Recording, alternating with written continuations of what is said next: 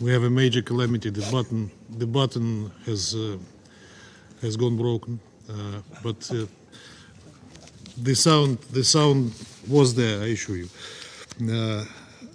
9681 заседание Совета Безопасности объявляется открытым. Предварительная повестка дня данного заседания гласит: ситуация в отношении Демократической Республики Конго. Повестка дня утверждается. На основании правила 37 временных правил процедуры Совета я приглашаю принять участие в данном заседании представителей Демократической Республики Конго и Руанды. Решение принимается. На основании правила 39 временных правил процедуры Совета я приглашаю принять участие в заседании специального представителя Генерального секретаря и главу миссии Организации Объединенных Наций по стабилизации в Демократической Республике Конго госпожу Бинту Кейта. Решение принимается.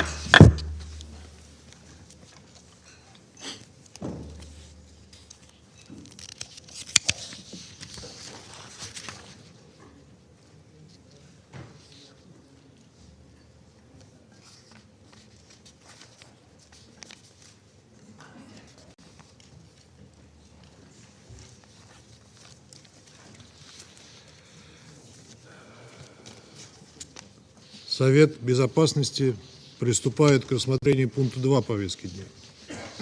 Я хотел бы обратить внимание членов Совета на документ С-2024-482, доклад Генерального секретаря о миссии Организации Объединенных Наций по стабилизации в Демократической Республике Конго, а также на документ С-2024-519, письмо Генерального секретаря от 28 июня 2024 года на имя председателя Совета Безопасности.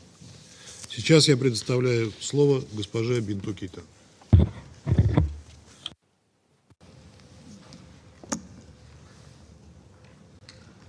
Monsieur le Président, distingués membres du Conseil, permettez-moi tout d'abord de vous adresser mes remerciements pour cette nouvelle opportunité de présenter le rapport du secrétaire général sur la situation en République démocratique du Congo.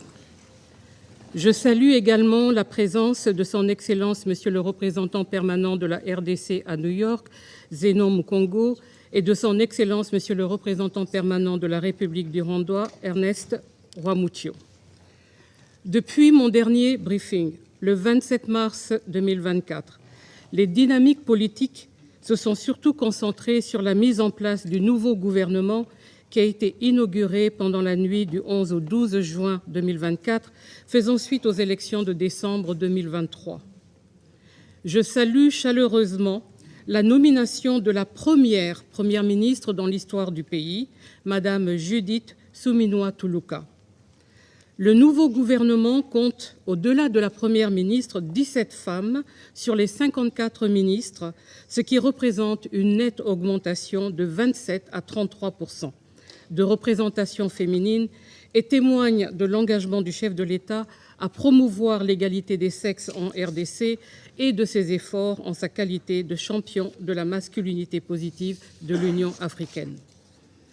Depuis la prise de fonction du nouveau gouvernement et du bureau de l'Assemblée nationale, j'ai eu l'occasion de m'entretenir avec la Première ministre, plusieurs ministres et le président de l'Assemblée nationale. Lors de ces échanges, nous avons pu discuter du nouveau plan d'action du gouvernement et des possibilités de soutien de la MONUSCO à travers sa mise en œuvre conformément à son mandat. Mr. President, distinguished members of the Council, just a few days before the election of the Permanent Bureau of the National Assembly on 19 May, armed elements attacked the residence of Vital Kamerhe, leading to the death of 2 policemen in charge of his security. The attackers subsequently breached the premises of the Palais de la Nation. Order was quickly restored, with the Congolese security forces arresting over 50 individuals subsequently charged with participating in the attacks. I condemn in the strongest terms this attempt to destabilize national institutions. The security situation in eastern DRC has continued to deteriorate, reaching alarming levels of violence and civilian displacement. I am extremely concerned about the rapid expansion of the movement du 23 mars M23 in North Kivu and the spillover in South Kivu, despite numerous operations conducted by the FRDC, regularly supported by MONUSCO and SAMI-DRC. Over the course of the last 2 weeks, the M23 captured several strategic locations in North Kivu, including the town of Kanyabayonga, straddling the Lubero and Rutshuru territories. During their latest military offensive, the M23 and its backers burned several FRDC bases and triggered additional population displacement, further exacerbating an already catastrophic humanitarian and human rights situation. As documented by the group of experts, which reports to the Sanction Committee established by this Council, the government of Rwanda has reinforced its support to the M23, enabling it to make major territorial gains across eastern DRC. The rapidly escalating M23 crisis carries the risk, the very real risk of provoking a wider regional conflict. In addition to the escalating M23 crisis, a spate of horrific attacks carried out by the ADF, Zaire and Codeco armed groups in Ituri province has caused almost 300 additional victims during the reporting period. Further south, the ADF have also entered Lubero territory in North Kivu on several occasions, killing an unprecedented number of civilians. Between 4 and 7 June alone, more than 90 people were killed in isolated corners of the territory.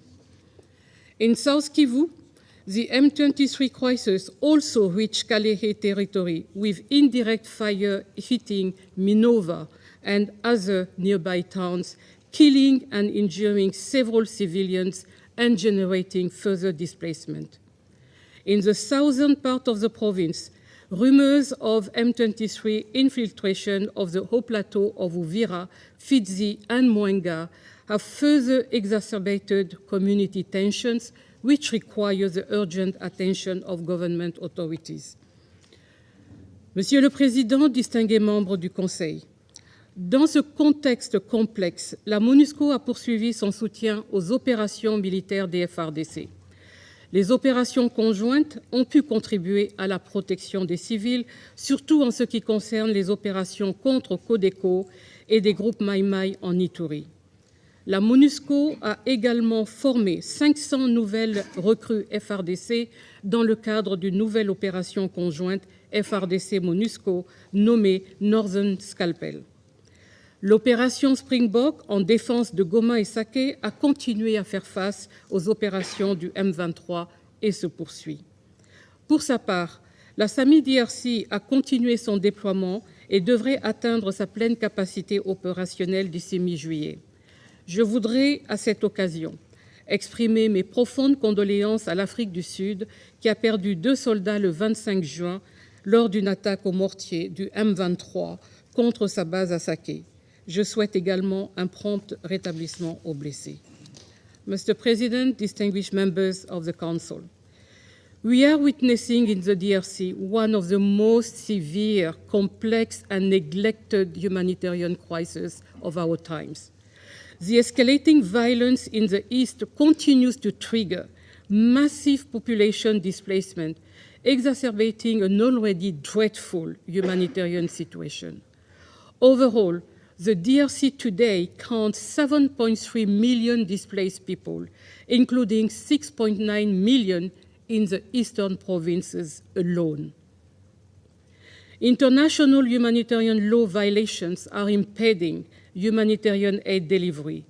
The growing proximity of the front lines and the presence of weapons, including heavy artillery, within and around displacement camps and spontaneous sites significantly compromise the security of the displaced and resident population. At least 15 bombardments have hit IDP sites or their immediate surroundings, killing almost 30 people and injuring many more.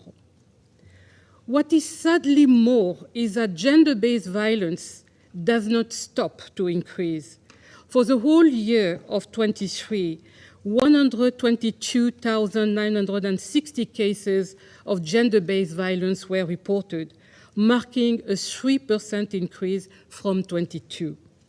Female victims, including girls, accounted for almost 90% of all cases, with incidents of sexual violence against children increasing by 40%. This is solely the tip of the iceberg, as many cases remain unreported. Based on current trends, 24 risk becoming another, sadly, record year. The 2024 Humanitarian Response Plan, launched on 20th February 2024, seeks for $2.6 billion to provide humanitarian assistance to 8.7 million crisis-affected people. As of mid-June, the plan remained only funded at 26%. I thank Member States for their support and encourage them to provide additional support. In addition, I also call upon Member States and regional organizations to increase their efforts to reduce humanitarian suffering by strengthening their engagement towards political and regional solutions and by recommitting to tackle the root causes of conflict driving the dramatic upsurge of humanitarian needs. I welcome the 2 weeks humanitarian truce in Eastern DRC, which began at midnight on July 5th. I urge the parties to use this as an opportunity to inject fresh momentum into ongoing regional peace efforts. Monsieur le Président, distingués membres du Conseil, comme sollicité dans la résolution 2717-2023, le secrétaire général vous a soumis une lettre identifiant les différentes options possibles de soutien à la SAMI-DRC, dont le mandat a été endossé par le Conseil de paix et de sécurité de l'Union africaine en mars. Je ne reviendrai pas sur les options qui vous ont été présentées, mais voudrais rappeler, comme mentionné dans la lettre, qu'il n'y aura pas de solution militaire à ce conflit et que la paix ne pourra être rétablie que grâce à des solutions politiques durables. J'exprime donc ma gratitude et mon plein soutien aux efforts continus de médiation menés par le président angolais João Lourenço entre la RDC et le Rwanda dans le cadre du processus de Luanda. Ceci qui nécessite le plein soutien de la communauté internationale. Je salue à cet égard la tenue prochaine d'une réunion ministérielle du Conseil de paix et sécurité de l'Union africaine à l'initiative de l'Angola pour discuter de la situation à l'Est. Ces efforts régionaux doivent être menés en complémentarité avec les initiatives de médiation au niveau provincial et local destinées à faciliter le désarmement des groupes armés dans l'esprit du processus de Nairobi. Dans le cadre de la mise en œuvre de son mandat, la MONUSCO a continué à appuyer les efforts de désarmement, démobilisation et réintégration du gouvernement, notamment en Ituri et dans certaines provinces du Nord Kivu, ainsi que ceux liés à la réforme du secteur de sécurité. À Lubero, au Nord Kivu, un projet de réinsertion a bénéficié plus de 1800 ex-combattants. Dans le cadre de la réforme du secteur de sécurité, la mission a appuyé la mise en place d'une entité nationale chargée de la coordination de la réforme du secteur de sécurité sous l'égide du conseiller spécial du président de la République. Monsieur le Président, distingués membres du Conseil, le 25 juin, la Première ministre Judith Suminwa Tuluka et moi-même avons présidé la cérémonie de clôture des opérations de la MONUSCO au Sud Kivu, mettant fin à plus de 20 ans d'opérations dans la province. Comme vous avez pu le lire dans le rapport conjoint soumis à votre Conseil, le désengagement du Sud Kivu s'est déroulé dans les délais grâce à une franche collaboration entre les autorités congolaises et la mission, en traitant courageusement les défis sécuritaires et logistiques identifiés conjointement. Je remercie les autorités congolaises pour leur flexibilité et pragmatisme tout au long du processus. Le rapport conjoint d'évaluation du désengagement nous a permis de tirer les leçons importantes pour ce processus qui seront très utiles à la planification conjointe de ces prochaines phases. En parallèle, le processus de transition se poursuit. Une feuille de route, c'est-à-dire un plan provincial de transition pour la province du Sud-Kivu, accompagné par un plan d'appui de l'EquiPays des Nations Unies, ont été finalisés. Ils identifient les priorités, les ressources existantes et le besoin à venir. J'encourage les États membres à appuyer pleinement cette transition, y compris financièrement, pour que celle-ci se passe en douceur. Je tiens également à souligner le rôle important joué par le Fonds de consolidation de la paix dans le cadre de cette transition. Dans le contexte du désengagement et de la transition, l'accélération du PDDRCS nécessitera une volonté décisive de la part des autorités à convaincre les groupes armés de la nécessité du désarmement, en commençant par les provinces du Tanganyika, du Sud-Kivu, du Maniema et de l'Ituri, et en attendant la fin du conflit au Nord Kivu, ainsi qu'un engagement à plus long terme des partenaires internationaux de la RDC. De son côté, le système des Nations Unies reste pleinement engagé auprès des autorités pour assurer un soutien technique et opérationnel au PDDRCS. Monsieur le Président, distingués membres du Conseil, pour conclure, j'aimerais partager avec vous un extrait d'un slam qui a été préparé par les jeunes de Uru Knowledge Center et qui exprime tristement les périls des jeunes du Nord Kivu et témoigne de l'urgence du soutien d'action nationale et internationale. Vivre dans des conditions inhumaines, marcher des kilomètres en quête de paix, mais à chaque repos, c'est toujours la guerre qui règne en maître. Un cycle infernal de fuites et les bombes sur les déplacés à Mugunga après tous ces trajets. Traumatisme et peur devenus nos compagnons. Les villages brûlés, les maisons incendiées, les cœurs des familles brisés, à Kishéché, à Bambo, à Kishanga, à Rubaya, à Kiroche, à Mugunga. La colère ne fait qu'exploser. Plus le temps passe, on vit dans l'impasse et l'esprit de violence, alors que c'est au rythme de justice, de paix et de réconciliation qu'on veut danser ici. Ils doivent retrouver leur village, ces millions d'enfants en soif de rejoindre leur salle de classe, Zénope du futur, que ces enfants soient sauvés. Nous nous devons d'écouter cette jeunesse congolaise et de la soutenir sans réserve pour l'avenir du pays. Je vous remercie de votre aimable attention. Я благодарю госпожу Кита за ее брифинг. Сейчас я предоставляю слово членам Совета, желающим выступить с заявлениями. И я предоставляю слово представителю Франции. Monsieur le Président, je remercie Madame Keïta pour son intervention et je tiens à lui redire le plein soutien de la France. J'insisterai sur plusieurs points. La France est très préoccupée par l'escalade en cours dans l'est de la République démocratique du Congo. Ces violences alimentent la crise et les violations du droit international. La France condamne le bombardement du camp de déplacés de Mugunga le 3 mai dernier et elle demande que toute la vérité soit faite sur cet incident. Elle condamne également les attaques qui ont causé la mort de personnels humanitaires le 1er juillet. La France salue l'annonce le 4 juillet d'une trêve de 2 semaines entre les belligérants. Celle-ci doit ouvrir la voie à une reprise du dialogue en vue d'un règlement dans le cadre du processus de Luanda. L'ensemble des parties doivent agir en ce sens. La France soutient les efforts du président de l'Angola.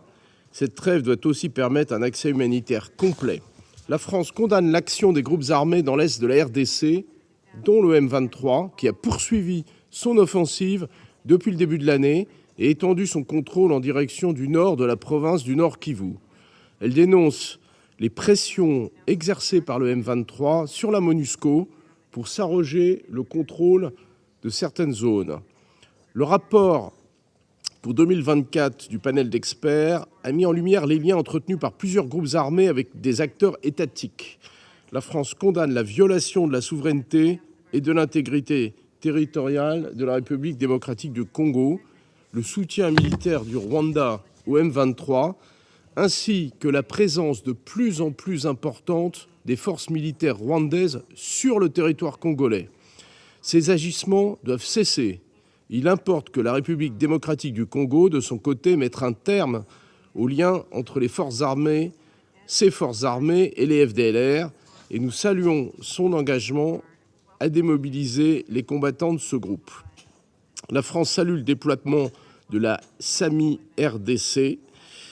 Elle a pris note des recommandations du secrétaire général pour renforcer la coopération entre la MONUSCO et cette force régionale. Un projet de texte sera présenté prochainement aux membres du Conseil de sécurité à cette fin par ma délégation.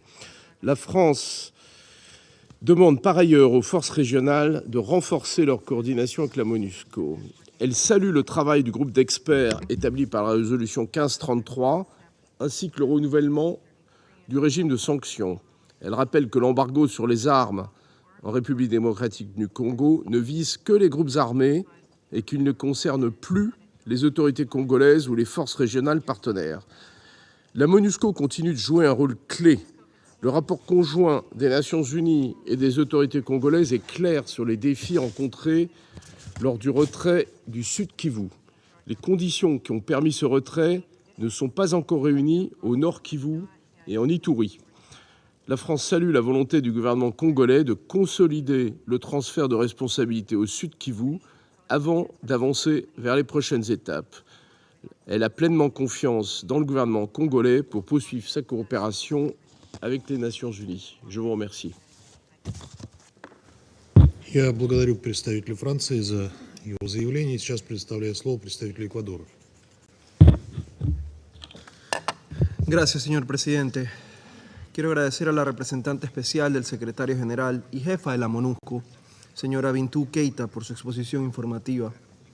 Reconozco también la presencia de los representantes de la República Democrática del Congo y de Ruanda en esta sesión y hacemos un respetuoso llamado a realizar de buena fe todos los esfuerzos necesarios para apoyar el encauzamiento hacia un diálogo constructivo.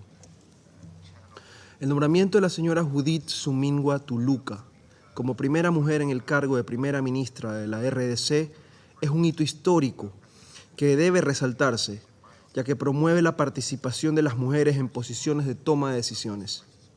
A ella se suman otras 17 mujeres como parte del gobierno, lo que debe continuar fortaleciéndose, ya que la representación de las mujeres en los niveles decisorios es un elemento esencial de las sociedades más inclusivas, seguras y pacíficas, y una muestra institucional y democrática del combate contra la violencia hacia las mujeres y otros grupos vulnerables.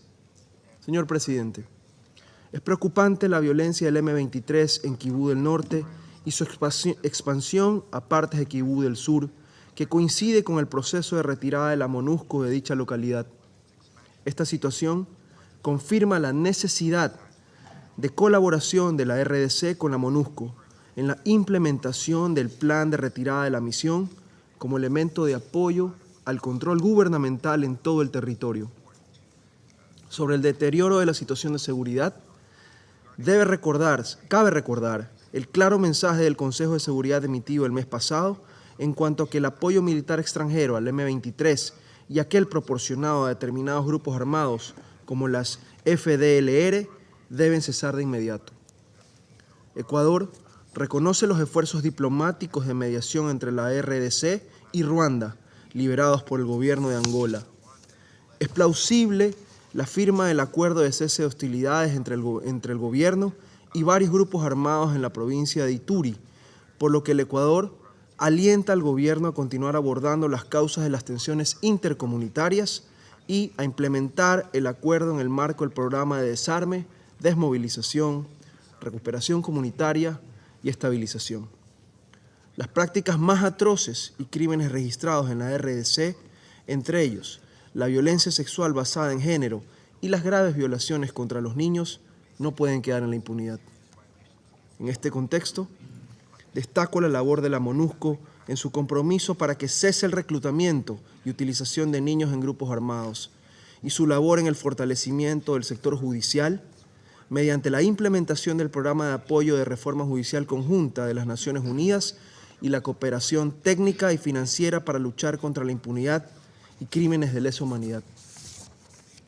Señor Presidente, la situación humanitaria en la RDC sigue siendo crítica, con más de 7 millones de desplazados internos y cerca de 400.000 retornados al país en 2024, lo que convierte a esta crisis en una de las mayores del mundo, hecho que obliga a la comunidad internacional a responder en forma consecuente con esas apremiantes necesidades. En este contexto, damos la bienvenida a la tregua humanitaria que se ha acordado en el este de la RDC y que se ha logrado con los buenos oficios de los Estados Unidos y el apoyo de la RDC y de Ruanda. Hacemos un llamado a las partes a respetar este acuerdo. El Ecuador considera que el despliegue de la misión de la Comunidad de Desarrollo de África del Sur, que cuenta con el apoyo de la Unión Africana, es una muestra del apoyo regional para la paz y la estabilización de la RDC, lo que el Consejo de Seguridad debe apoyar, así como debe hacerlo con toda iniciativa regional, bilateral e internacional que, de manera coordinada, apoya a la RDC en la consolidación de la paz y estabilidad política. Finalmente, reiteramos que solo el diálogo y los medios pacíficos darán paso a la paz sostenible, por lo que los procesos de Nairobi y de Luanda deben continuar, al haberse constituido en piezas clave en la arquitectura de paz en la región. Muchas gracias. Я благодарю представителя Эквадора и сейчас предоставляю слово представителю Соединенного Королевства. Thank you, President. We welcome the representatives of the DRC and Rwanda to the Chamber. And I'd like to start by thanking the Special Representative for her hard work and that of her team under exceptionally challenging circumstances and for her briefing today. First, the United Kingdom is encouraged by the 2-week humanitarian truce that has been announced, particularly given the worrying recent intensification of violence in North Kivu, including the fall of Kunya Bayanga to the UN sanctioned group M23. We call on all parties to the conflict to uphold the truce. We hope this will support the journey to lasting peace. We also welcome discussions between representatives of regional governments to reinvigorate the Luanda and Nairobi processes, and we underline that a political solution to the conflict remains essential. The United Kingdom strongly condemns attacks on humanitarian workers, including a recent attack in Butembo which killed 2 aid workers working for the British NGO Tear Fund. Targeting humanitarian actors is unjustifiable. We recall the inviolability of civilian camps, and we express our serious concern about civilian lives being endangered by the positioning of heavy artillery near IDP camps. We are also deeply concerned by attacks on areas known to be heavily populated by civilians, and we deplore ongoing reports of sexual and gender-based violence. Second, the United Kingdom continues to call for MONUSCO's transition to be responsible and carefully considered, to ensure that the DRC authorities are in a position to assume responsibilities and avoid a security vacuum. We encourage MONUSCO to implement lessons learned from its withdrawal from South Kivu, as it looks ahead to subsequent phases of disengagement from North Kivu and Ituri, where conditions for civilians are already dire. We further encourage MONUSCO and the DRC government to collaborate closely on a strategy for the protection of civilians that focuses on strong political and community engagement. Third, the United Kingdom takes note of the Secretary-General's letter on options for potential support for the SADC Regional Force, SAMI DRC. It's important that any support does not impede MONUSCO's ability to deliver its current mandate. This is a dangerous moment for MONUSCO and its peacekeeping personnel. MONUSCO must avoid being drawn into an escalating regional conflict. President, this is why any support to SAMI DRC should be both anchored in the Luanda and Nairobi political processes and implemented in accordance with the UN human rights due diligence policy. Continual review against these criteria will be critical to any support we give. Thank you. Я благодарю представителя Соединенного Королевства за его заявление. И сейчас предоставляю слово представителю Сьерра-Леоне. Thank you, President. I have the honor to deliver the statement on behalf of the members of the A3+, namely Algeria, Guyana, Mozambique, and my own country, Sierra Leone. We thank Ms. Bintou Keita, Special Representative of the Secretary General in the Democratic Republic of the Congo and Head of United Nations Organization Stabilization Mission, for a comprehensive briefing. We take note of the report of the Secretary General for the period 20 March to 19th June. The A3+ recognizes the critical work the United Nations is carried out in an extremely fragile, complex environment and other difficult circumstances. We express our support for the work of MONUSCO and calls on concerned parties to cease all attacks against the mission. We seize this opportunity to congratulate His Excellency President Felix Tshisekedi and his government on the appointment of the first female Prime Minister, as well as the appointment of 17 women in the cabinet.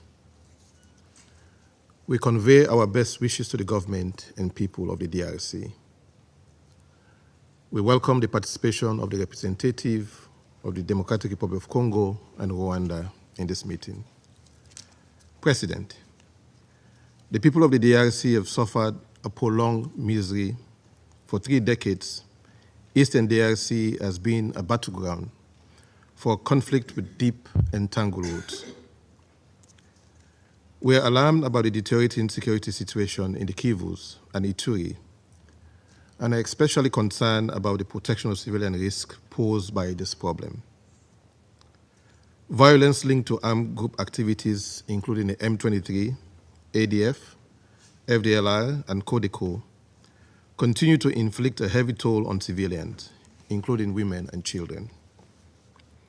We are concerned about the risks posed to civilians in IDP camps and call on all parties to ensure the protection of civilians in keeping with the provisions of international law, including international humanitarian law. We condemn all attacks, including the bombings of displaced camps. We are gravely concerned about attacks on critical infrastructure, including the Goma airport, and attacks on MONUSCO peacekeepers and assets. The people of the DRC have suffered for long, and it's high time the conflict be resolved. Regrettably, however, there are no signs of improvement since the Security Council last met on this file. The Congolese people must no longer continue to suffer the atrocities of the armed groups in the DRC. In light of the situation on the ground, the A3+ would like to make the following points. First, we strongly condemn the resurgence in fighting, in particular around the Kayamboyanga in North Kivu province. If the fighting persists, there is a risk of regional spillover in the Great Lakes region with devastating consequences. The trials the Congolese people go through and the trauma caused by the M23, ADF, CODECO, FDLR, and other groups are unacceptable. We call on all armed groups operating in the Eastern DRC to cease their attacks on civilians and withdraw from occupied territories and give civilians, including internally displaced persons, the much-needed respite they deserve. The principles of international humanitarian law must be respected by all parties. Second, we reiterate our support for regional talks and processes. We applaud the effort of His Excellency João Lourenço, President of Angola, for his relentless effort in keeping the Luanda process alive and for working towards peace and stability in the DRC. In this same vein, efforts in complementing the Luanda and Nairobi processes with the aim of energizing political dialogue at the regional level and de-escalate tension should be supported. We call on all stakeholders to renew their commitment to the success of these processes. Additionally, we are supportive of the African Union Peace and Security Council communique endorsing the deployment of SAMI DRC and echo the calls of the Southern African Development Community and the government of DRC for UN support to SAMI DRC in line with Resolution 2717. The A3 Plus has also taken note of MONUSCO's withdrawal from South Kivu in line with the comprehensive disengagement plan. We continue to urge respect for the wishes of the Congolese people, while at the same time stressing the importance of a responsible, gradual, and sustainable withdrawal. We look forward to receiving the proposal for the next steps of the withdrawal.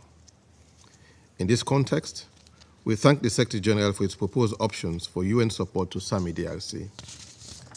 Members of the A3 Plus are considering these options thoroughly and are prepared to engage with fellow Council members to chart the best path forward in keeping with the interests of the Congolese government and people who have borne the brunt of the conflict for decades. We stress that the unity of Council members is a moral imperative in order to ensure SAMI DRC receives the support it needs for peace and stability in the DRC. Third, we need to address the alarming humanitarian situation in Eastern DRC, particularly through the provision of adequate funding. Living conditions in displaced persons camp are already deteriorating, with the DRC categorized as having one of the worst displacement crises in the world. Continued armed group activities, including the offensive by M23, will only continue to exacerbate the humanitarian consequences for the more than 6 million people that have been displaced from their homes and communities. Women and children are suffering the brunt of the deteriorating humanitarian situation, and we continue to pay the highest price in this conflict if nothing is done to bring the conflict to an end. We have seen, for example, the continued grave violations against children and the additional cases of sexual exploitation and abuse recorded during the reporting period. The A3 Plus urges full accountability for these violations. Equally important is the timely delivery of humanitarian assistance. However, delivery of humanitarian aid requires protection of humanitarian convoys and personnel in line with international humanitarian law. Parties to the conflict must show restraint and adhere to their obligations and refrain from targeting civilians and civilian infrastructure. We must respond in a timely manner to the urgent humanitarian needs of displaced persons and ensure they have access to basic services. Finally, the recruitment of children into armed groups does not only violate international law and instruments, such as the Convention on the Right of the Child and the Optional Protocol on the involvement of children in armed conflict, but also perpetuates cycles of violence and exploitation of children. It is essential for all parties involved, including state actors, armed groups, and other stakeholders, to be held accountable for their actions and to face justice for their role in recruiting and using children in conflict. By upholding accountability and addressing the root causes of child recruitment, the DRC can move towards a more just and sustainable future for its children and community. In conclusion, President, members of the A3 Plus urge the international community, in particular the Security Council, to pursue a comprehensive approach in tackling the root causes of the Congolese conflict. We urge all actors to respect the territorial integrity and sovereignty of the Democratic Republic of Congo and condemn all such violations, including any illegal mining of its natural resources. We are committed to supporting the government of the DRC and its people. Achieving peace and stability in DRC and the wider Great Lake region is of high importance to the African continent. I thank you. Я благодарю постоянного представителя Сьерра-Леоне за его заявление и предоставляю слово представителю Соединенных Штатов. Thank you, President. Thank you, SRSG Keita, for your briefing today and for your steady leadership of MONUSCO. We also welcome the representatives of the Democratic Republic of Congo and Rwanda today. The United States strongly commends all parties to the conflict in eastern DRC for committing to a 2-week humanitarian truce that began July 5th. We thank Angola for its partnership in reaching this truce and will cooperate with them to monitor and verify it. We also thank MONUSCO for its support to this overall effort. These regional diplomatic efforts are the way to achieve permanent solutions and a lasting peace for the long-suffering communities of Eastern DRC. The United States further commends MONUSCO for safely completing its drawdown from South Kivu in line with its mandate and the joint disengagement plan agreed by the DRC government and the UN. We extend our gratitude to the UN personnel who have served in South Kivu and offered protection and support to its inhabitants over the last 20 years. With phase 1 of the disengagement complete, we are troubled by the impact on civilian protection and humanitarian access. We are also concerned that DRC security forces have struggled to effectively deploy into and maintain the positions MONUSCO occupied. We urge the UN and the government of the DRC to anticipate and address these challenges in future phases of MONUSCO's disengagement to avoid consequences for civilians, such as the consequences we have seen in South Kivu. We are appalled by the surging number and lethality of attacks by the armed group Codeco in Ituri province. In addition, the ISIS-affiliated Allied Democratic Forces killed more civilians in June 2024 than in any previous month. These despicable acts of violence would undoubtedly have been more grave without MONUSCO's interventions, further underlining the significant contributions MONUSCO continues to make to security and the protection of civilians in these provinces. Amid such instability and violence, and recognizing the crucial role MONUSCO plays in defending population centers and facilitating humanitarian access, this Council should not, in good conscience, support MONUSCO's departure from North Kivu or Ituri until more progress is made to de-escalate the ongoing conflict. Colleagues, we were outraged by threats and obstructions by M23 and the Congo River Alliance against MONUSCO positions, supply routes, and movements in North Kivu. It is irresponsible for Rwanda, as a major troop-contributing country to UN peacekeeping, to tolerate such behavior by M23. We reiterate our call for Rwanda and the DRC to engage through the Luanda process to find a mutually agreeable pathway towards de-escalation. The United States stands ready to support efforts towards a resolution to the conflict. Such a resolution is critical for the security of the people of Eastern DRC, the ability of the Congolese to secure, govern, and develop the eastern provinces, and for Rwanda to ensure its internal security and focus on its role as a security exporter. Colleagues, we are alarmed by the rapid escalation of the conflict in recent months.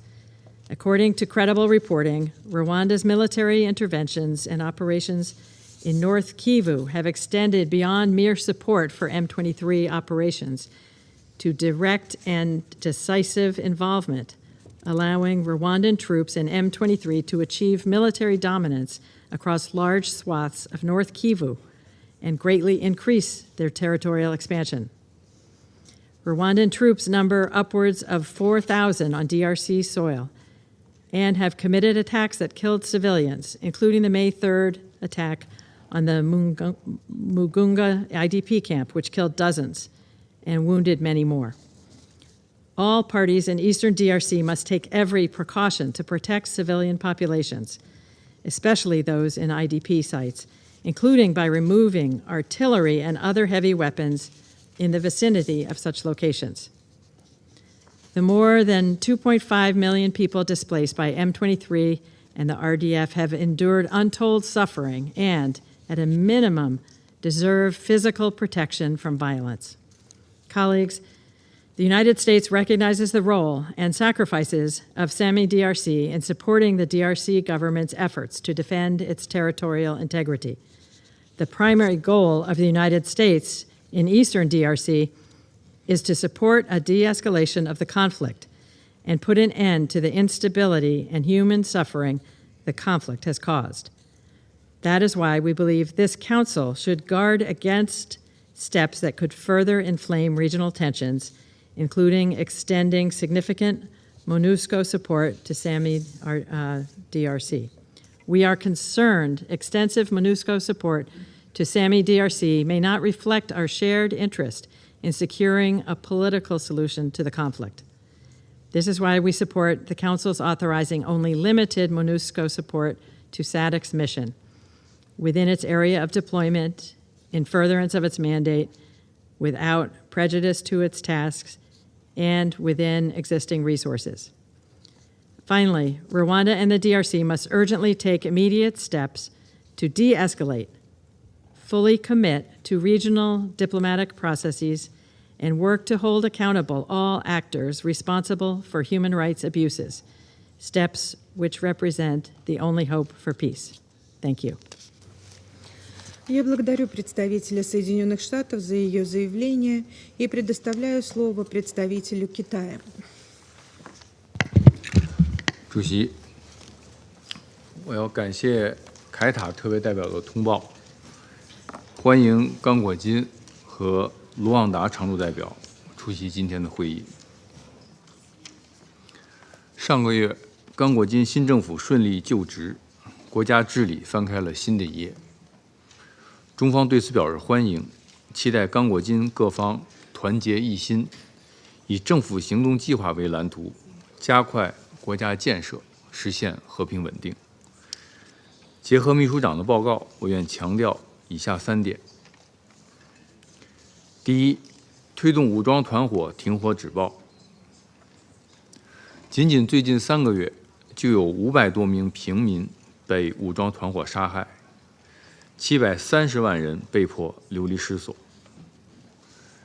7月3日，一家在刚果金的中国企业遭到武装袭击，造成数名中国公民死亡、失踪。中方对此强烈谴责，要求尽快追捕并依法严惩凶手。中方敦促所有在刚果金的武装团伙立即放下武器，撤出占领区。4月，刚果金政府同多个武装团伙签署停火协议，同乌干达、布隆迪开展双边安全合作。北基乌省解武复原试点项目顺利完成，有关进展值得充分肯定。国际社会应尊重刚果金的主权、独立和领土完整，为刚果金维护安全稳定和改善人道主义状况提供建设性帮助，推动刚东问题早日得到解决。第二，促进地区局势尽快降温。近期，地区国家围绕刚东问题矛盾分歧增加。秘书长在报告中对刚东冲突地区化的风险表达了关切。中方呼吁有关国家保持冷静克制，通过对话化解分歧，避免诉诸军事手段。中方赞赏安哥拉今年3月促成刚果金和卢旺达举行外长会晤，期待地区国家和组织推动罗安达进程和内罗毕进程发挥更大作用。中方希望凯塔特代同联合国大湖地区问题特使夏黄保持协调，继续努力劝和促谈。第三，有序推进联钢团缩编。联钢团上个月顺利撤出南基乌省，下一阶段，联合国系统要帮助南基乌省建设与巩固和平。联钢团要同刚果金政府保持沟通，安全有序推进缩编进程。近期联钢团遇袭事件持续发生，有关方面要以更大的紧迫感、更有效的手段保障维和人员安全。南共体正在刚东地区开展维和行动，中方支持对联钢团的授权进行合理调整，确保其同区域部队形成协调互补。我们愿建设性的参与安理会关于区域部队支柱问题的讨论。谢谢主席。 Я благодарю представителя Китая за его заявление и предоставляю слово постоянному представителю Словении. Thank you very much, Madam President. I thank and appreciate SRG Keita for your briefing today and also for your dedicated work. We fully support MONUSCO and commend the troop and police contributing countries. And I welcome representatives of Democratic Republic of Congo and Rwanda to today's meeting. Since our last meeting, the security and humanitarian situation in eastern DRC has deteriorated considerably.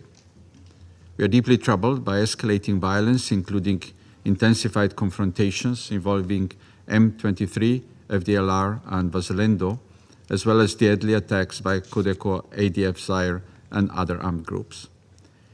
The unprecedented territorial expansion of M23, the expansion of ADF, and the significant increase of civilian casualties are alarming.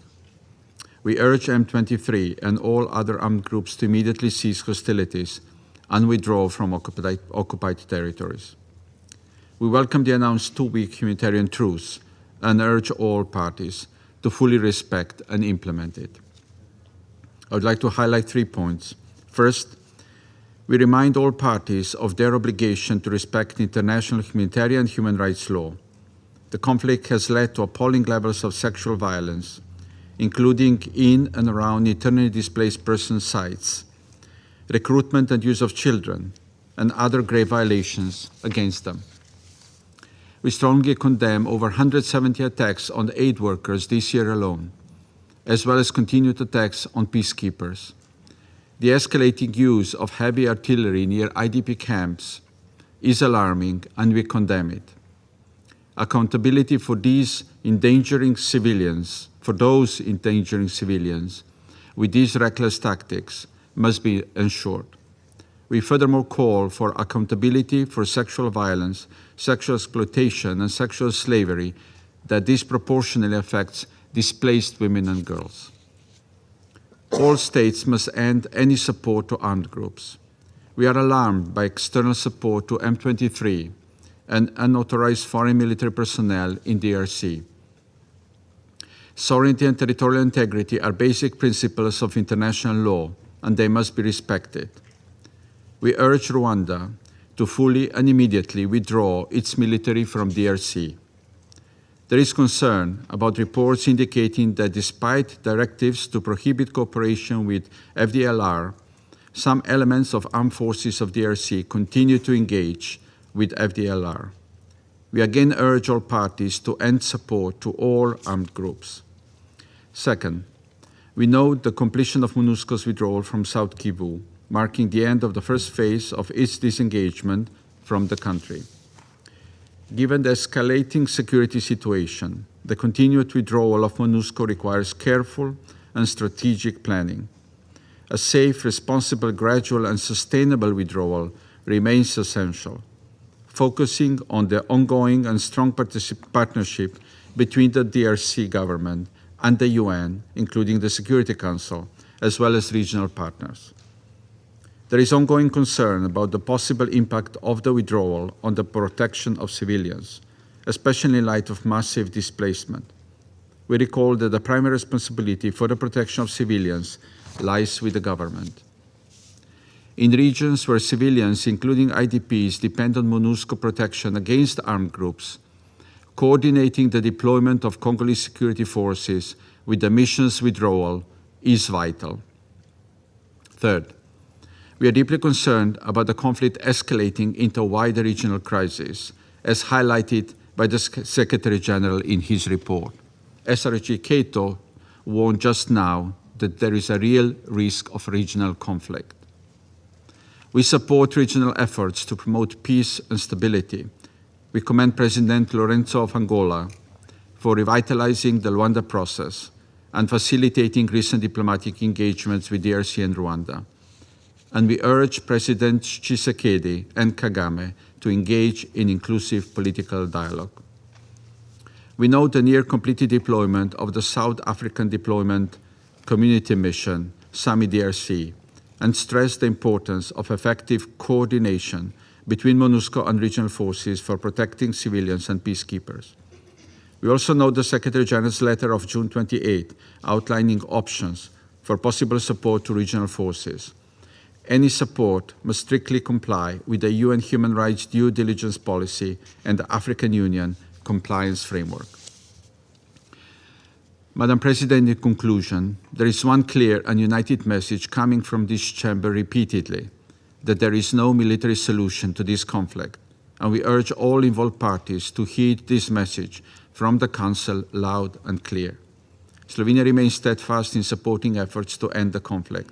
We will continue to support peace initiatives and regional cooperation to ensure sustainable resolution. Thank you. Я благодарю постоянного представителя Словении за его заявление и предоставляю слово постоянному представителю Мальты. Thank you, President. I also thank SRSG Keita for her updates and welcome the representatives of the Democratic Republic of Congo and Rwanda to the Chamber. This Council recently adopted a press statement that expresses strong condemnation of foreign military support to the M23 and any other armed group operating in the DRC. We demanded the cessation of such support, reaffirming the DRC's sovereignty and territorial integrity. We also condemned attacks conducted by the ADF, all attacks against MONUSCO, and the unacceptable threats exerted by the M23 against the mission. Malta strongly reaffirms these messages today.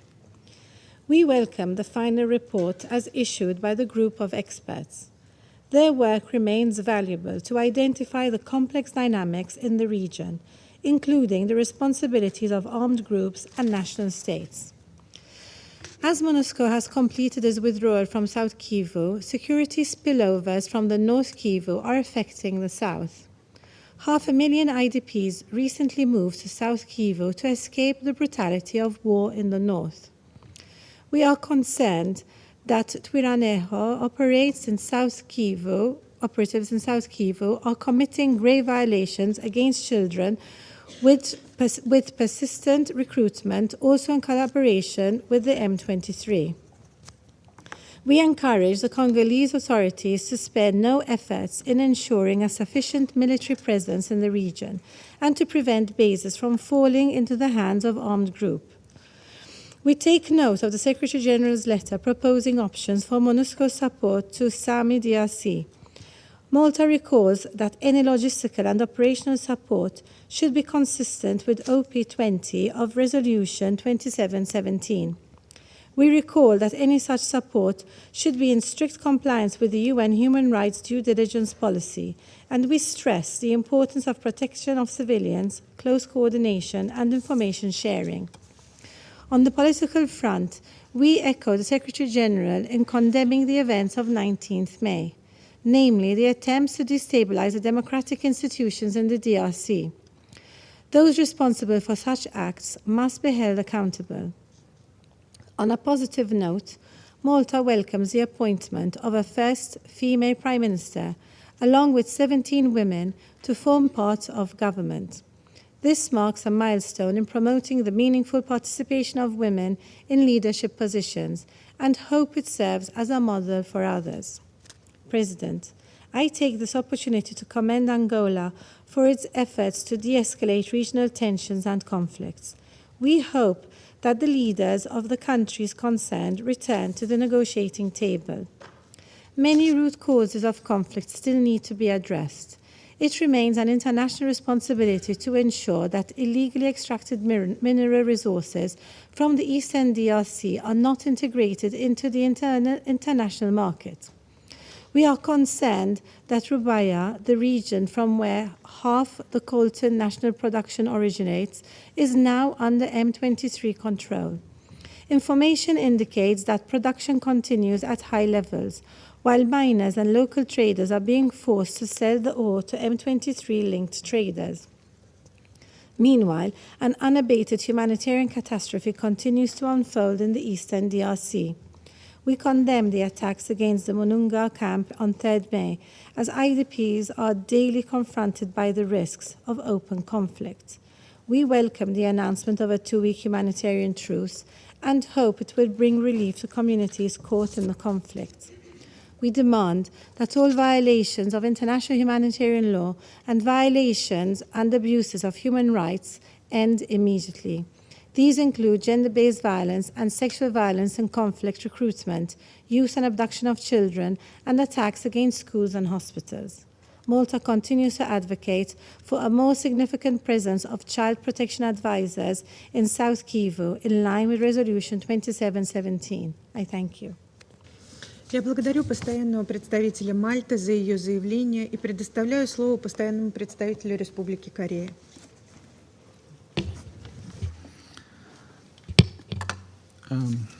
Thank you, Madam President. I thank SRSG Ms. Bintu Keita for her informative briefing. I also welcome the representatives of the Democratic Republic of Congo and Rwanda to today's meeting. At the outset, the Republic of Korea reiterates the Security Council press statement on the DRC issued on June 20th. Through the press statement, the Council condemned attacks in eastern DRC, expressed concern about their impact, called for diplomatic dialogue towards de-escalation, and reaffirmed its commitment to DRC's sovereignty, independence, and territorial integrity. In this connection, we welcome the 2-week humanitarian truce between the parties to the conflict in eastern DRC, which began last Friday. Korea sincerely hopes that this truce prevents the risk of an imminent, fully fledged regionalization and escalation of the conflict, and serves as a beginning for a lasting, peaceful, and sustainable solution to the protracted conflict in the region. Against this backdrop, I'd like to underline 4 points. First, the territorial expansion of armed groups are deeply alarming, and Korea strongly condemns and urges the M23 to fully withdraw from all occupied areas and adhere to the Luanda roadmap.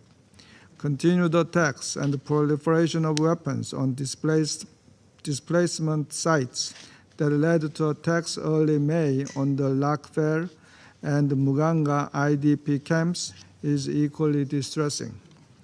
Recent reports of the DRC group of experts about direct foreign military interventions on DRC territory also raise serious concerns. Foreign military support to armed groups not only intensifies regionalization of the conflict, but also destabilizes the security of the supporting country itself, and therefore must cease immediately. The Security Council should continue to be vigilant on this matter. Second, we welcome the timely withdrawal of MONUSCO from South Kivu and commend the efforts of the UN country team to tailor its support along this transition process. Long-term stability requires relevant peace-building efforts, which is well demonstrated in the South Kivu transition roadmap, including protection of civilians and security, strengthening state authority, and support to the DDR program. In this regard, we very much welcome the development of a new program for social cohesion and community violence reduction in South Kivu by the UNFPA, which will be supported by the Peace Building Fund. Korea has nearly doubled its contribution to $8 million to the Peace Building Fund this year and will continue to support its activities. At the same time, given the intensifying conflict in North Kivu and its spillover into South Kivu, preserving MONUSCO's achievement is crucial. Future disengagement plans should be examined prudently for a gradual, responsible, and sustainable withdrawal of MONUSCO while consolidating the overall transition. Third, we take note of the Secretary General's letter to the Security Council, presenting options for MONUSCO and the UN support to regional forces in the DRC. Regional peace processes are crucial for de-escalation and peaceful conflict resolution. Regional forces such as SAMI DRC deployed in connection with these regional processes could serve as a tool to create a conducive environment for a political solution. However, any such UN support to regional forces should strictly comply with the UN human rights due diligence policy. Regional forces should also ensure the highest standards of conduct, discipline, and transparency under a robust compliance framework. Fourth, the dire human rights and humanitarian situation demands urgent attention. The DRC faces one of the world's largest displacement crises, with over 7.3 million people displaced. Human rights abuses, including ethnic reprisals and increasing grave violations against children and gender-based violence, which are reverting to their worst levels, only brings more suffering to the innocent civilians. We urge all parties to adhere to international humanitarian and human rights law and ensure unimpeded humanitarian access. Korea plans to make a significant contribution to this year to address the DRC's humanitarian funding gap. In closing, Madam President, the Republic of Korea reiterates its unwavering support for SRSG Keita, MONUSCO, and the regional organizations in their efforts to bring lasting peace and stability to the DRC. I thank you. Я благодарю постоянного представителя Республики Корея за его выступление и предоставляю слово представителю Японии. Thank you, Madam President. I would like to express my gratitude to SRSG Keita for her briefing. I welcome the participation of the representative from the Democratic Republic of the Congo and Rwanda.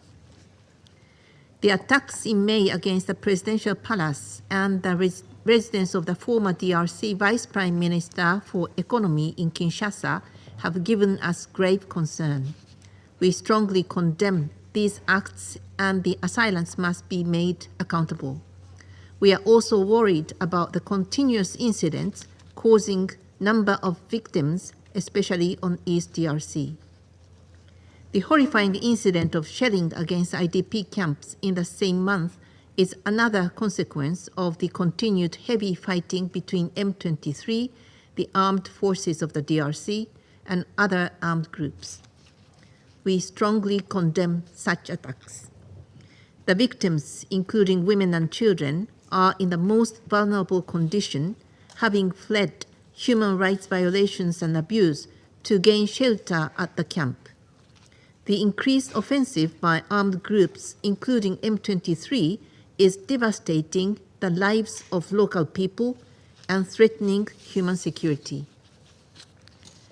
They must immediately cease hostilities and lay down their arms. In this context, Japan welcomes recently reached 2 weeks truce agreement. We sincerely hope this will be fully implemented. The shelling incident by M23 again shows the presence of heavy weaponry in close proximity to the civilian population. Crossfire in the vicinity makes humanitarian access to IDP camps impossible, and those in need face increased risk of abuse, including sexual violence. Actions must be taken to prevent another case involving civilian casualties. We reiterate the utmost importance of respecting human rights and upholding applicable obligations under international humanitarian law.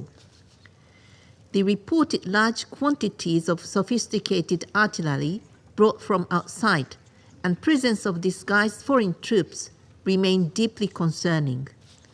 Ongoing support of any kind by any states to M23 and any other armed groups must be stopped immediately. Continuation of such support is bringing the region to the verge of all-out conflict. It is essential to preserve the sovereignty, unity, and territorial integrity of the DRC. We continue to support ongoing national and regional initiatives to overcome differences, alleviating tensions among stakeholders, and seek sustainable solutions through inclusive dialogue. the government-led agreement to cease hostilities between several armed groups in Italy should be reinforced by security and confidence-building measures, including implementation of the disarmament, demobilization, community recovery, and stabilization program. Angola has been playing a commendable role in the mediation between Rwanda and the DRC. The Luanda process needs to be observed by all parties in a sincere manner, and we call for avoiding any actions that risks derailing it. SAMI DRC has been trying to help build a conducive environment for the implementation of regional initiatives. Any possible assistance to SAMI DRC by the UN should be provided in strict compliance with the UN Human Rights Due Diligence Policy as stressed in the SG letter on possible options. We have received a joint report on the first phase of MONUSCO's disengagement. A further gradual, responsible, and sustainable withdrawal requires a synchronized deployment of the adequate national security forces to ensure protection of civilians. We continue to encourage the DRC to promote its nationally owned security sector reform with necessary budgetary measures under the leadership of the newly formed government. Japan continues to support the government's efforts to develop community policing through capacity and institution building for promoting the rule of law. Japan will continue working together with all partners for sustainable peace and stability in the region. I thank you. Я благодарю представителя Японии за ее заявление и предоставляю слово постоянному представителю Швейцарии. Merci Madame la Présidente. Je remercie la représentante spéciale du secrétaire général, Madame Bintou Keïta, de son exposé y inclut le slam touchant des jeunes, ainsi que de tout travail accompli par la MONUSCO. Et je salue la présence des représentants de la RDC et du Rwanda à cette réunion. Je félicite également la RDC, comme mes collègues, pour la formation de son nouveau gouvernement, y compris la nomination de la première femme première ministre du pays. Alors que le désengagement de la MONUSCO du Sud Kivu s'est achevé et que les conditions sécuritaires dans l'Est restent instables, la RDC se trouve à un carrefour décisif pour le rétablissement durable de la paix sur son territoire. Afin d'apaiser les tensions et d'assurer la protection des civils, 3 aspects nous semblent particulièrement importants. Premièrement, seule une solution politique fondée sur le dialogue et le respect mutuel peut conduire à une paix et une sécurité durable dans la région. Comme mentionné aujourd'hui par la représentante spéciale, l'intensification des tensions entre la RDC et le Rwanda représente un risque réel d'escalade régionale et d'aggravation du conflit. Dans ce cadre, nous saluons les initiatives politiques en cours et encourageons les présidents Tshisekedi et Kagame à se réunir au plus vite pour engager un dialogue sincère et constructif. Nous saluons les efforts des États-Unis ayant mené à une trêve humanitaire dans l'Est et espérons que celle-ci débouchera sur un cessez-le-feu permanent. Par ailleurs, pour rétablir la confiance, il est crucial que tous les États de la région respectent leurs engagements. À cet égard, la progression continue des forces de défense rwandaises et du M23 dans l'est de la RPDC, notamment la récente occupation de plusieurs localités du territoire de Lubero, est inacceptable. Cette avancée constitue une violation de la souveraineté et de l'intégrité territoriale de la RDC. Nous appelons instamment le Rwanda à cesser tout soutien au M23 et à se retirer du territoire congolais. De même, nous appelons les FARDC à tenir leurs engagements et cesser leur soutien au FDLR. Deuxièmement, aucun dialogue de paix durable ne pourra aboutir si les parties continuent à violer le droit international. La Suisse reste préoccupée par l'augmentation des attaques contre les civils, des recrutements d'enfants et des violences sexuelles liées au conflit dans toutes les zones affectées par le conflit. Les parties doivent prendre des mesures concrètes pour protéger la population civile. Conformément au droit international humanitaire, les parties doivent notamment éviter de placer des objets militaires à l'intérieur ou à proximité de zones fortement peuplées. Les civils et les sites de déplacés ne doivent jamais être pris pour cible. De plus, nous condamnons sans équivoque toutes les attaques contre la MONUSCO et contre le personnel humanitaire. En effet, les parties au conflit ont l'obligation de respecter et de protéger le personnel humanitaire et onusien, y compris le personnel local, comme le rappelle la résolution 2730 de ce Conseil, adoptée au mois de mai à l'initiative de mon pays. Et troisièmement, alors que la MONUSCO a achevé son retrait du Sud Kivu, nous sommes préoccupés par les défis sécuritaires qui perdurent après le désengagement. La Suisse encourage la RDC à prendre le relais et à veiller à ce que les vides sécuritaires soient comblés, notamment par le déploiement des forces de sécurité. Par ailleurs, il est essentiel que ces défis en matière de protection soient pris en compte lors des prochaines étapes du désengagement. Enfin, tout soutien de la MONUSCO aux forces régionales devrait être entrepris en gardant à l'esprit que la paix et la sécurité ne peuvent être atteints que par des solutions politiques durables.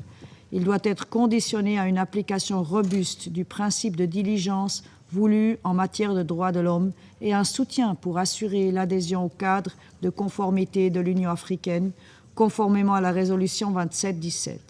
D'un point de vue opérationnel, tout soutien doit s'accompagner d'une approche centrée sur la protection des civils et d'une coordination et d'un partage d'informations solides. Madame la Présidente, la Suisse continue de s'engager en faveur d'une solution politique à la crise dans l'Est de la RDC. Nous réaffirmons notre disponibilité à soutenir les efforts diplomatiques et les discussions de paix. Nous appelons les membres de ce Conseil à parler d'une seule voix pour que ces efforts se concrétisent et mènent à une désescalade du conflit. Je vous remercie. Я благодарю постоянного представителя Швейцарии за ее заявление. И сейчас я сделаю заявление в качестве представителя Российской Федерации. Благодарим спецпредставителя Генсекретаря госпожу Бинту Кейту за брифинг. Приветствуем участие в заседании постоянных представителей ДР Конго и Руанды. Глубоко озабочены эскалацией ситуации на востоке ДР Конго в связи с возобновлением наступления вооруженной группировки М-23, а также активизацией на этом фоне деятельности других НВФ. Вынуждена повторить, что продолжение военного конфликта в Северном Киву – ключевая причина деградации гуманитарного положения. Число внутренне перемещенных лиц в ДРК уже приближается к 7,5 миллионам человек. Использование и размещение тяжелых вооружений рядом с гражданскими объектами привело к росту страданий мирного населения, существенному увеличению числа убитых и раненых. Обстрелы населенных пунктов и лагерей внутренне перемещенных лиц должны прекратиться. Серьезную озабоченность у нас также вызывает использование в районе боестолкновений продвинутых систем вооружений. Необходимо предотвратить дальнейшую деградацию обстановки, чреватую серьезными последствиями для всего региона Великих озер. Проблемы на востоке ДР Конго имеют глубинный характер, требуют взвешенных и долгосрочных ответов, учитывающих коренные интересы всех вовлеченных сторон. Убеждены, что только политические решения приведут к созданию условий для устойчивой стабилизации. Призываем к прекращению боевых действий и полноценному выполнению договоренностей в рамках луандийского процесса. Этому должна способствовать интенсификация региональных дипломатических усилий и посредничество между Киншасой и Кигали. Очевидно, что успех на этом треке удастся обеспечить только при условии прекращения государственного взаимодействия с незаконными вооруженными формированиями. Мы часто слышим в Совете Безопасности о том, что какой-либо конфликт становится забытым по причине эскалации в других регионах мира. Кризис в Демократической Республике Конго – один из старейших, с кровопролитнейшей историей и беспрецедентными жертвами. К сожалению, предпринимаемые дипломатические усилия имеют ограниченные результаты. Призываем страны, имеющие политические и экономические интересы в регионе, и влияния на основных протагонистов поставить интересы населения ДРК на первое место. Внешнее деструктивное вмешательство в дела ДРК недопустимо. Уверены также в том, что многое зависит от эффективности действий Киншасы по стабилизации страны, укреплению подотчетности сектора безопасности и государственного контроля во всех регионах, а также урегулирования межобщинных конфликтов через запуск инклюзивного межнационального диалога. Поддерживаем деятельность МООНС ДРК и ее руководство. Присутствие миссии в зоне конфликта – важный дестабилизирующий фактор. Понимаем при этом естественные исторические и политические ограничители для ее работы. Призываем скорейшим образом и в самой беспристрастной манере извлечь уроки из ее успехов и неудач. Безоговорочно осуждаем нападения и насильственные действия в отношении голубых касок. Отмечаем завершение вывода МООНС ДРК из Южного Киву. Это чрезвычайно важный рубеж для миссий и многолетних миротворческих усилий в ДР Конго под эгидой ООН. Опыт, полученный в рамках осуществления этой фазы, должны стать хорошим подспорьем для следующих этапов.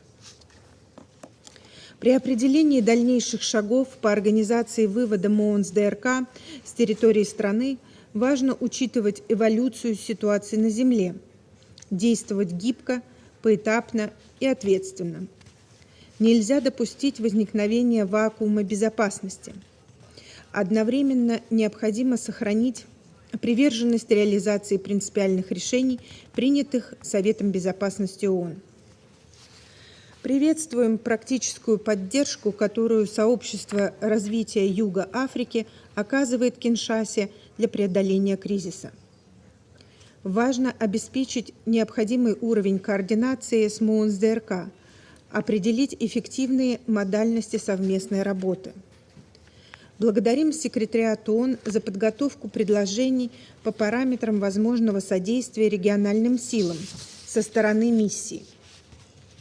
Призываем коллег рассмотреть вариант расширенной поддержки контингенту САДC в рамках общерегиональных усилий по стабилизации ситуации. Россия в качестве постоянного члена Совета Безопасности продолжит содействовать урегулированию кризиса на востоке ДР Конго. Поддерживаем независимость, суверенитет и территориальную целостность этой страны. Я благодарю за внимание. Я вновь приступаю к исполнению обязанностей председателя Совета. Сейчас я предоставляю слово постоянному представителю Демократической Республики Конго. Madame la Présidente, c'est un honneur de prendre la parole devant le Conseil sous votre présidence.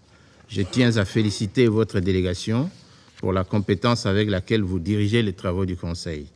Je remercie également le représentant permanent de la République de Corée pour sa présidence efficace le mois passé. Je souhaite exprimer notre gratitude au secrétaire général, M. Antonio Guterres, et à Mme Bintou Keïta, sa représentante spéciale, pour leurs efforts inlassables en faveur de la paix en République démocratique du Congo et leur engagement dans le retrait négocié de la MONUSCO, dont la première phase a été réalisée avec succès. Nous rendons hommage aux soldats de la paix pour leur dévouement et leur sacrifice au service des idéaux des Nations Unies. Nous remercions les pays membres de la SADC pour leur solidarité manifestée à travers le déploiement de la force régionale SAMI-RDC en soutien aux forces armées congolaises et à la MONUSCO, et honorons la mémoire des soldats de la SAMI-RDC tombés au champ d'honneur. Leur sacrifice ne sera pas vain. Enfin, nous saluons l'initiative des États-Unis d'Amérique qui ont mené à une trêve humanitaire, offrant un répit aux populations civiles touchées de plein fouet par l'agression rwandaise. Madame la Présidente, votre Conseil examine le rapport du secrétaire général sur la mission des Nations Unies pour la stabilisation de la République démocratique du Congo et la lettre sur les options de soutien à la force régionale de la SADC, SAMI-RDC, telle que présentée ce matin par Madame la représentante spéciale du secrétaire général en République démocratique du Congo. Le rapport conjoint RDC-MONUSCO sur la première phase du désengagement de la MONUSCO, y compris la feuille de route pour le désengagement au Sud Kivu et le plan d'appui des Nations Unies pour la transition au Sud Kivu, doit également être pris en compte. Permettez-moi de présenter l'approche de mon gouvernement concernant le soutien des Nations Unies à la Southern African Mission to the Democratic Republic of Congo, SAMIDRC, et le désengagement de la MONUSCO avant de discuter du rapport du secrétaire général sur la situation en République démocratique du Congo. Madame la Présidente, au chapitre du soutien à la SAMIRDC, il est important de souligner que, conformément au mandat donné par votre Conseil au secrétaire général, mon gouvernement lui a écrit le 13 avril 2024 en appui à la lettre de la SADC du 30 mars 2024 pour solliciter le soutien des Nations Unies à la SAMIRDC. Ce soutien inclut des moyens aériens, de transport terrestre, d'infrastructures, la mise des installations de la MONUSCO lors de son retrait, des ressources financières pour compléter le budget de la SAMIRDC pour l'achat de drones et de transports aériens stratégiques, ainsi que des plateformes de collecte d'informations et de renseignements. Il convient de rappeler que cette demande de soutien logistique et de collaboration entre la MONUSCO et les forces régionales, particulièrement celle de la SADC, n'est pas une première. Grâce à cette collaboration, à la demande de notre gouvernement, la MONUSCO avait mis en place la brigade d'intervention rapide qui avait réussi à défaire les M23, soutenus jadis par le Rwanda en 2012. Nous avons pris connaissance de la correspondance du secrétaire général, document S-224-519 du 28 juin 2024, proposant 3 options d'appui à la force SAMIRDC et l'en remercions vivement. À ce propos, faute de mieux, mon gouvernement souscrit en faveur de l'option 2 consacrant une utilisation limitée des moyens logistiques et des capacités militaires de la MONUSCO, en espérant que ce dispositif permettra à la SAMIRDC de couvrir les besoins de son mandat logistique et opérationnel. C'est ici que ma délégation appelle à la bonne conscience des membres du Conseil de sécurité de faire preuve de réalisme et de tenir compte des statistiques écœurantes de la crise à l'est de la République démocratique du Congo, qui dure depuis bientôt 3 décennies, avec un bilan humain de plusieurs millions de morts et une situation humanitaire catastrophique de plus de 7,2 millions de déplacés internes. Madame la Présidente, en ce qui concerne le désengagement de la MONUSCO, le gouvernement de la République démocratique du Congo adhère à la note de désengagement co-signée le 21 novembre 2023 avec la MONUSCO à la demande du Conseil de sécurité pour un retrait accéléré, progressif, ordonné et responsable de la mission de la RDC. La note validée par la résolution 2717 du 19 décembre 2023 du Conseil de sécurité prévoit le départ de la MONUSCO en 3 phases. Ma délégation salue l'achèvement de la première phase le 25 juin 2024 lors d'une cérémonie présidée par la Première ministre, Mme Judith Suminwa Tuluka, avec le départ de la MONUSCO du Sud Kivu et la fermeture des bureaux et installation de la mission dans cette province.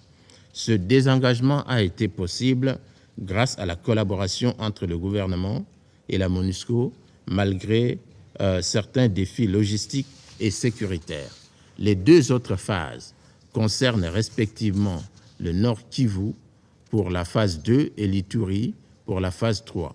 Pour l'instant, la priorité du gouvernement est de consolider et renforcer l'autorité de l'État dans le Sud Kivu pour prévenir tout vide sécuritaire, selon la feuille de route de l'équipe provinciale intégrée de transition.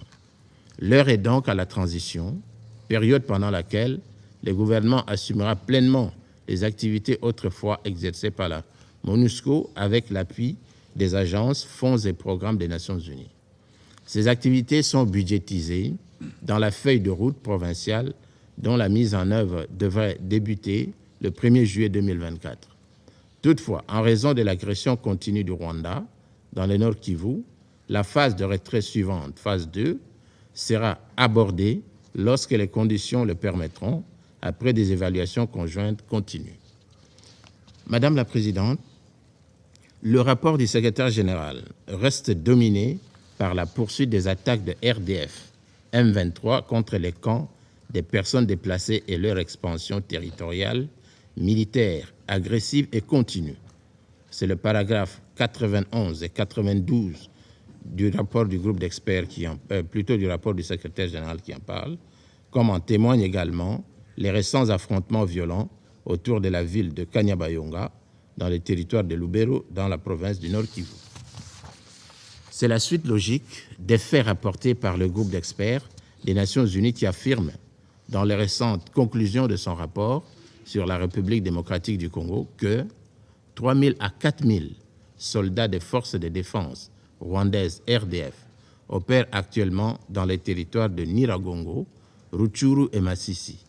Ces troupes appartiennent à diverses divisions des RDF, notamment les 2e et 3e divisions, commandées par le général de division Eugène Nkubito, et les forces spéciales des RDF, commandées par le lieutenant-colonel Augustin Riarasa Migabo.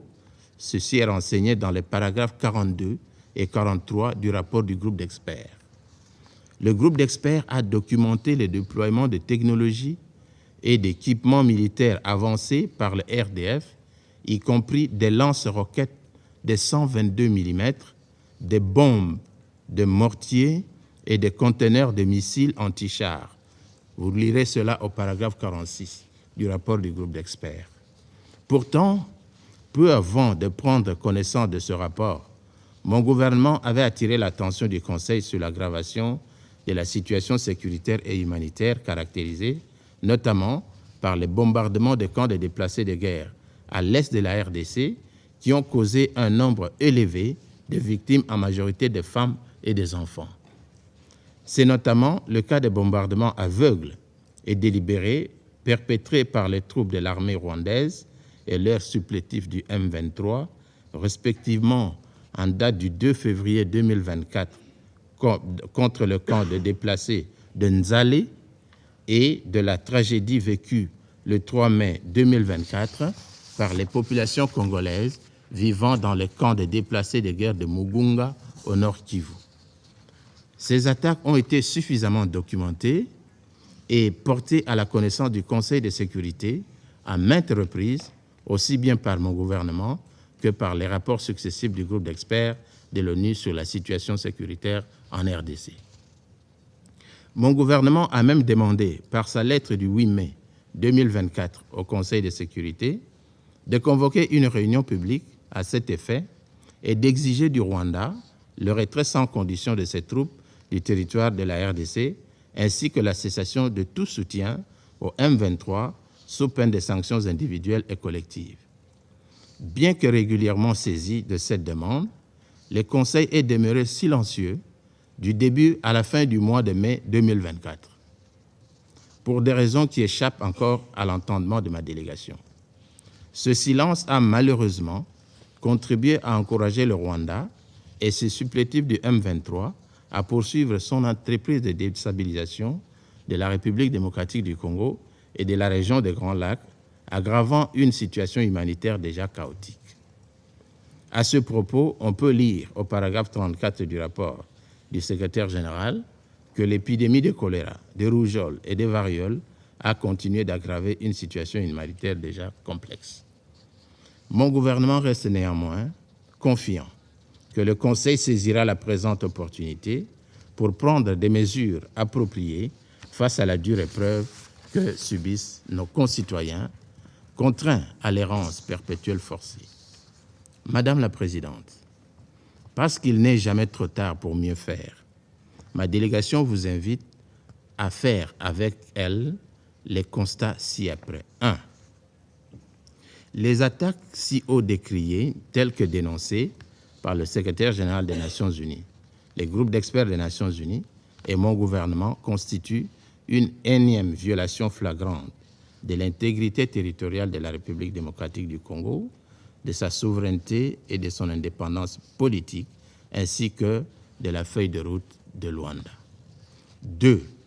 Le déploiement des soldats rwandais sur le territoire congolais sans invitation ni consentement de l'État congolais, ainsi que l'alliance du Rwanda avec le groupe terroriste du M23 pour déstabiliser mon pays, constitue de graves violations de la Charte des Nations Unies, de l'acte constitutif de l'Union africaine, ainsi que de la résolution 3314-29 de l'Assemblée générale des Nations unies du 14 décembre 1974. Cette résolution définit l'acte d'agression comme l'emploi de la force armée par un État contre la souveraineté, l'intégrité territoriale ou l'indépendance politique d'un autre État ou de toute autre manière incompatible avec la Charte des Nations unies. 3. Il semble que le Rwanda ait garanti de l'impunité et bénéficie d'un blanc-seing grâce à sa participation aux opérations de maintien de paix des Nations unies comme l'un des pays contributeurs de troupes et renforcé par la bienveillance du Conseil de sécurité à son égard. Depuis 2022, les forces rwandaises et le M23 ont attaqué à plusieurs reprises des positions de la MONUSCO et de la SAMI-RDC, ainsi que des hélicoptères entraînant la mort de quelques casques bleus, y compris des soldats de la paix originaires de certains États membres du Conseil. Ces attaques constituent des crimes de guerre. Le Conseil de sécurité doit agir, car les autorités rwandaises ne respectent aucun engagement pris, déstabilisent l'État congolais et défient les organisations internationales et régionales, lançant même dans les médias internationaux un appel public au soutien au M23, un groupe armé terroriste made in Rwanda, pour tuer les Congolais et renverser l'ordre institutionnel de la RDC sans que le Conseil de sécurité ne bronche. Il faut reconnaître, Madame la Présidente, que la cessation des hostilités et la désescalade tant souhaitées ne seront pas possibles tant que le Rwanda et ses alliés du M23 continueront à attiser le feu et que les dirigeants rwandais ne respecteront pas leurs engagements dans le cadre du processus de Luanda. La République démocratique du Congo défendra son intégrité territoriale, sa souveraineté et sa sécurité, la sécurité de ses populations à tout prix, tout en restant ouverte à un règlement politique du conflit avec le Rwanda par la voie diplomatique.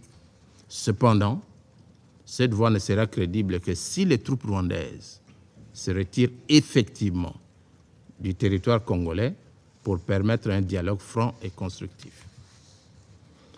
Mon gouvernement appelle donc le Conseil de sécurité, garant de la paix et de la sécurité internationale, à prendre pleinement conscience du danger que représente le comportement actuel des autorités rwandaises et assumer sa responsabilité en adoptant toutes les mesures préventives nécessaires pour mettre fin à une détérioration continue de cette situation qui menace toute la région.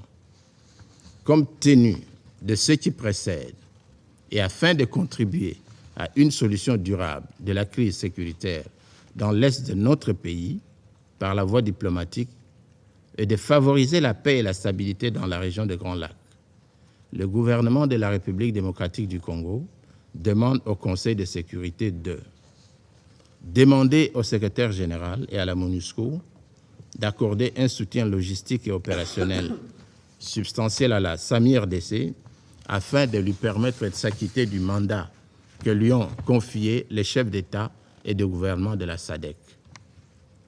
Définir un régime de sanctions applicable au Rwanda et à ses dirigeants. Sanctionner l'État rwandais, ses dirigeants et toute personne morale ou physique impliquée dans cette agression. Les crimes de guerre, les crimes contre l'humanité et les violations graves des droits de l'homme commises par le RDF et le M23 sur le territoire congolais. exiger officiellement le retrait sans condition des troupes rwandaises de la RDC sous peine de sanctions individuelles et collectives. Suspendre toute participation des troupes du Rwanda aux opérations de paix des Nations Unies et décréter un embargo sur les armes contre lui jusqu'à l'arrêt de son soutien au M23 et au retrait total de son armée du territoire de la République démocratique du Congo. Enfin, dénoncer et sanctionner l'implication des autorités rwandaises dans l'exploitation illégale des ressources naturelles minières et agricoles de la République démocratique du Congo. Je vous remercie. Я благодарю постоянного представителя Демократической Республики Конго за его заявление и сейчас предоставляю слово постоянному представителю Руанды. Thank you, Madam President, for giving me the floor. Let me also take this opportunity to congratulate you on assuming the presidency of the Council this month. I also thank SRSG Bintu Keita for the briefing, as well as member states for their statements. Madam President, before delving more into the content of the report, allow me to provide some historical context to this Council on the root causes of the current crisis in Eastern DRC. The presence in the DRC of communities of Rwandan origin speaking Kinyarwanda, which is our national language, dates back to before colonial rule. After decades of divide and rule, policies coupled with the stigmatization of these communities, who were considered as aliens by both post-independence authorities and the colonial ruler, there has been various attempts at denying these people their fundamental rights of citizenship, safety, and protection. This complex situation was aggravated in 1994 when the Eastern DRC saw a massive influx of people crossing the border, among which were the perpetrators of the 1994 genocide against the Tutsi in Rwanda. As a result, hundreds of thousands of Congolese Tutsi were persecuted and were forced out of their homes.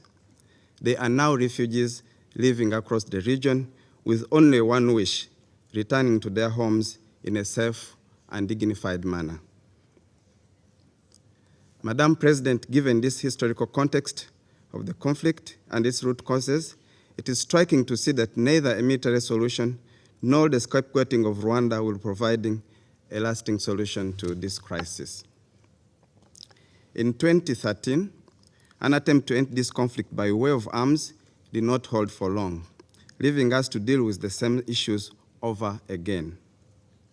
One cannot repeat the same process expecting different results.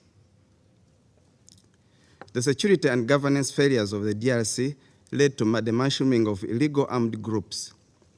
We count more than 250 armed groups.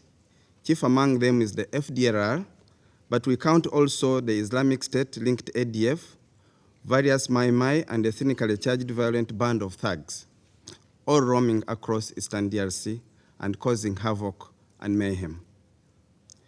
Despite numerous initiatives to resolve this situation, the lack of political will by DRC authorities to resolve the underlying root causes of the conflict brought us to the concerning security and humanitarian situation we witness today. In addition, Madam President, this midterm report highlights the importance of ownership by all parties in the peace process. So far, the international community and the DRC has failed to comprehensively ensure the protection of Congolese citizens, especially Congolese Tutsi populations who are being ethnically cleansed by armed groups, part of the coalition that MONUSCO supports. The report also highlights incidents that targeted innocent civilians. Rwanda takes this opportunity to reiterate its firm condemnation of the recorded attacks, including those against IDP camps, who were put at great risk by the presence of heavy weaponry in the vicinity of the camps, as documented by international organizations like Doctors Without Borders. Rwanda condemns with the same strength the attacks that claim the lives of UN peacekeepers. Such events are of grave concern. Madam President, I wish to clarify that Rwanda has never been opposed to any multilateral forces in Eastern DRC. On the contrary, Rwanda supported the East African Community Regional Forces efforts. However, it is important to recall that these efforts were undermined by the DRC government as they were not seen as offensive enough, despite having achieved great results, including the withdrawal of M23 by more than 70% and the ceasefire between the warring parties. In an effort to secure a more offensive force, the DRC government called upon SADC countries to intervene. In light of this, it is easy to agree that SAMI DRC is far from being neutral. In fact, it has even coalesced with ethnically charged illegal armed groups like the FDLR, acting under the guise of FARDC. It is well known that FARDC operates and is embedded with FDLR and provides military, financial, and other support. This support to the FDLR poses a great threat to Rwanda's security, sovereignty, and territorial integrity.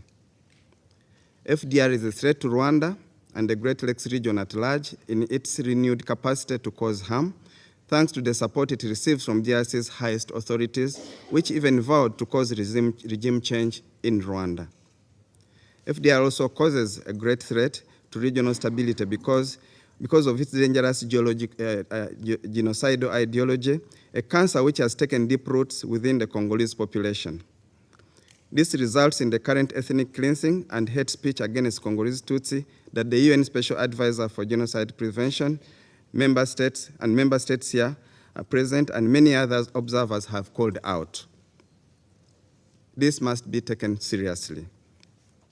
In view of these facts, Madam President, Council members, it is concerning that the UN Security Council would consider supporting such a force under Resolution 2717 of 2023. Rwanda appeals that the UN thoroughly examined the SAMI DRC and to verify whether the support that is being requested is in line with UN human rights due diligence policies. This has been mentioned several times in this Council. It is the duty of this Council to ensure that member states' contributions do not end up in the hands of illegal armed groups, let alone a UN-sanctioned terror group like FDLR. I therefore call for this Council to reconsider becoming enablers of genocidal forces and be tainted by association with their crimes. As you know, Council members, FDLR has committed heinous crimes across the DRC. So any support to any force that is embedded with FDLR would be tainting the UN and its actions. Madam President, I wish to conclude by expressing once again Rwanda's support for regional initiatives, especially the Nairobi and Rwanda peace processes. Rwanda strongly appeals to the international community to support these regional efforts, which focus on political solutions, including the need for political dialogue and the need to permanently address the issues of the FDLR by disarming, demobilizing, and repatriating them to Rwanda. I thank you for your kind attention. Я благодарю постоянного представителя Руанды за его заявление. Постоянный представитель ДРК попросил слова для дополнительного заявления. Предоставляю ему слово. Merci, Madame la Présidente. Je dois m'excuser d'avoir à demander une fois de plus la parole, mais il faudra que les contre-vérités soient dénoncées, que ça ne puisse pas prendre les devants devant ce Conseil qui est un organe très respectable de la communauté internationale. Madame la Présidente, l'argument tiré de la persécution des populations rwandophones en République démocratique du Congo est un argument fallacieux parce que la République démocratique du Congo est bordée par 9 pays et les populations de ces 9 pays se retrouvent à l'intérieur de la République démocratique du Congo, ce qui forme en fait la République démocratique du Congo. Donc nous avons chez nous des Angolais, nous avons des Gabonais, nous avons des Centrafricains, nous avons des Sud-Soudanais, nous avons des Rwandais, nous avons des Burundais, nous avons des Zambiens. Tous les pays limitrophes au nombre de 9 ont leurs ressortissants en République démocratique du Congo et vivent paisiblement avec les populations congolaises. Donc il est absurde de croire qu'on ne s'en prendrait qu'aux populations rwandophones. Pour quelles raisons? Parce que nous ne voyons vraiment pas de raison valable de nous en prendre aux populations rwandophones. Deuxièmement, les causes profondes du conflit. Nous en avons déjà parlé ici devant ce Conseil. Nous partons en 1994, lorsque le génocide a eu lieu. Le génocide s'est déroulé au Rwanda entre les Rwandais et les Hutus, qui est une majorité de la population du Rwanda, ont été accueillis par la République démocratique du Congo à la suite d'une opération militaire qui avait été autorisée par les Nations Unies. Ils se sont réfugiés à l'est de la République démocratique du Congo. Ils constituaient, selon le Rwanda, une menace à cette époque-là. La République démocratique du Congo a même accepté de mener des opérations conjointes avec l'armée rwandaise pour justement s'attaquer aux FDLR pour que le Rwanda ne dise pas qu'il constitue une menace. Aujourd'hui, les rapports des organisations internationales établissent que c'est une force résiduelle qui ne représente rien. Et je l'ai dit ici devant ce Conseil, le Rwanda a déjà déclaré que les FDLR ne constituent pas une menace à sa sécurité. Pourquoi il continue à dire la même chose? Et enfin, Madame la Présidente, en ce qui concerne justement le soutien à Samir Dessé, nous pensons que c'est tout à fait normal que nous puissions demander ce soutien et que la SADC puisse intervenir parce que nous avons sur le territoire de notre pays un pays envahisseur. Et ce Conseil de sécurité est un Conseil de sécurité des Nations Unies qui sait que une intervention militaire de ce genre-là, une agression, doit être repoussée par la communauté internationale. C'est tout ce que nous demandons. Nous demandons tout simplement au Rwanda de rentrer chez lui pour que nous restions des voisins et pour que nous puissions discuter. Tant qu'ils sont sur le territoire congolais, la discussion sera difficile. Voilà, Madame la Présidente. Je vous remercie. Я благодарю постоянного представителя Демократической Республики Конго за его заявление. Список ораторов исчерпан. Сейчас я приглашаю членов Совета продолжить обсуждение данного вопроса в рамках неофициальных консультаций. Заседание объявляется закрытым.